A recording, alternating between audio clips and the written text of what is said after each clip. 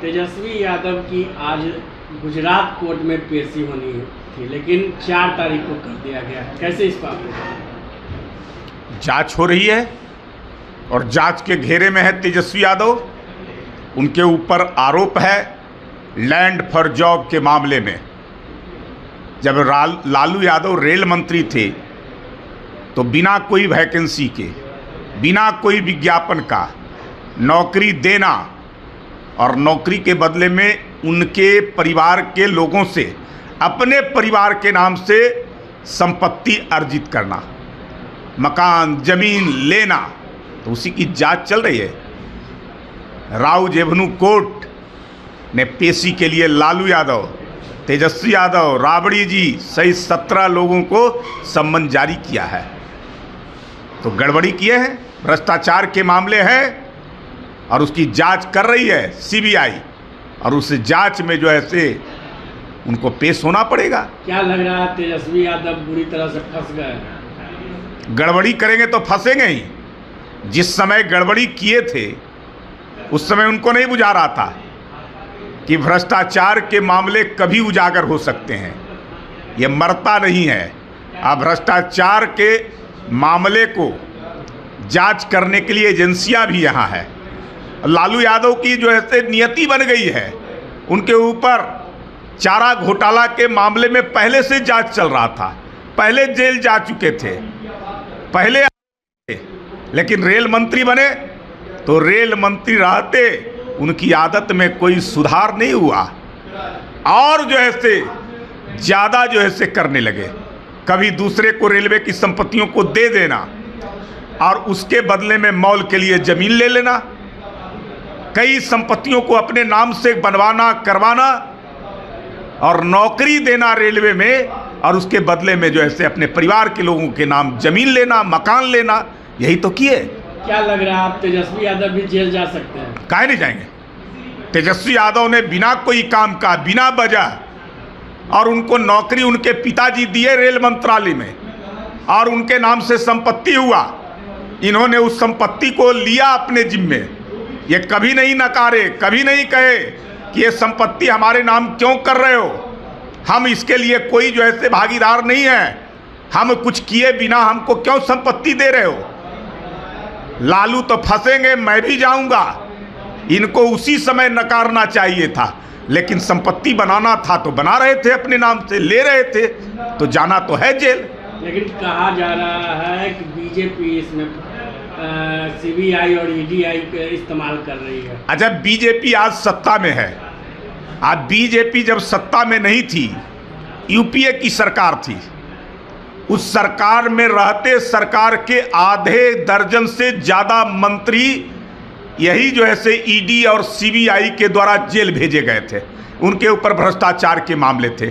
Agency काम कर रहा था कि नहीं कर रहा था? वही एजेंसी आज भी है और एजेंसी अपनी काम करते रहती है।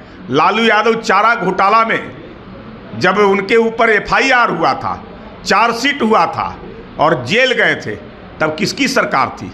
उन्हीं की पार्टी की। देवगौड़ा प्रधानमंत्री थे, कभी नरसिम्हा राव जो है प्रधानमंत्री थे, उनके सहयोगी दल थे, मनमोहन सिंह की प्रधानमंत्री थे, तब वो गए थे, उनके ऊपर जो है चार्जशीट हुआ था।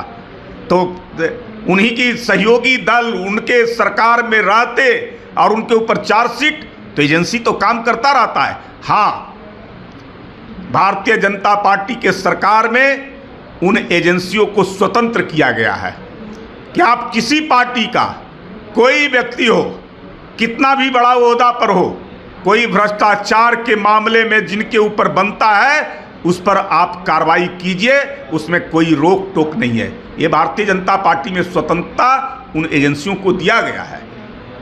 क्या लग रहा है कि नीतीश कुमार कभी किसी के कंधा पकड़ लेते हैं, कभी किसी के गर्दन पकड़ लेते हैं, कभी किसी के सर रख लेते हैं? क्या लग रहा है?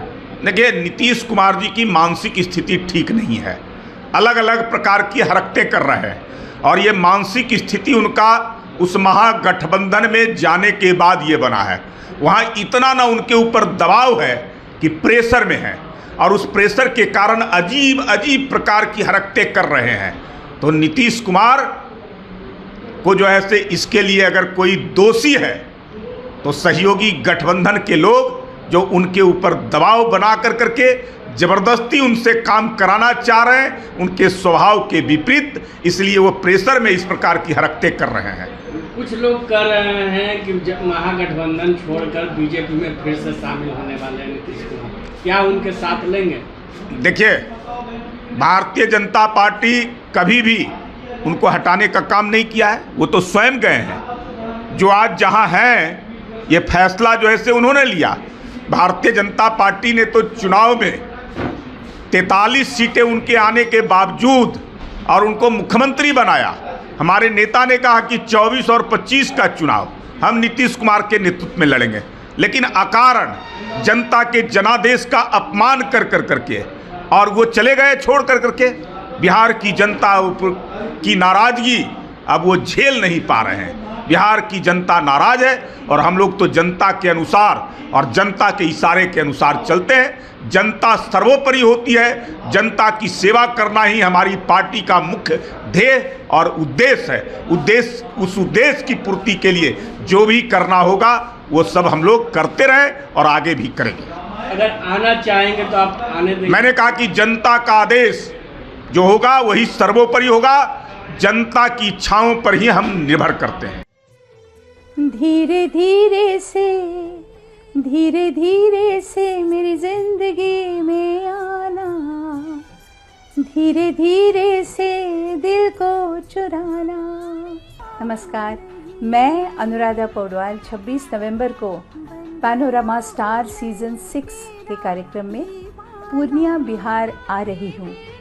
मुझे पैनोरमा ग्रुप के निर्देशक संजीव मिश्रा जी ने बुलाया है, तो हम सब मिलते हैं पैनोरमा ई होम्स में शाम 7 बजे। नमस्कार।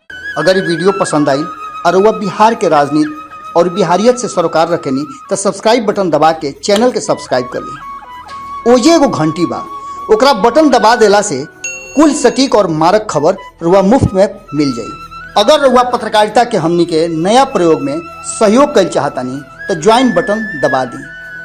पेटीएम नंबर नोट कर ली 9386 816 700। धन्यवाद।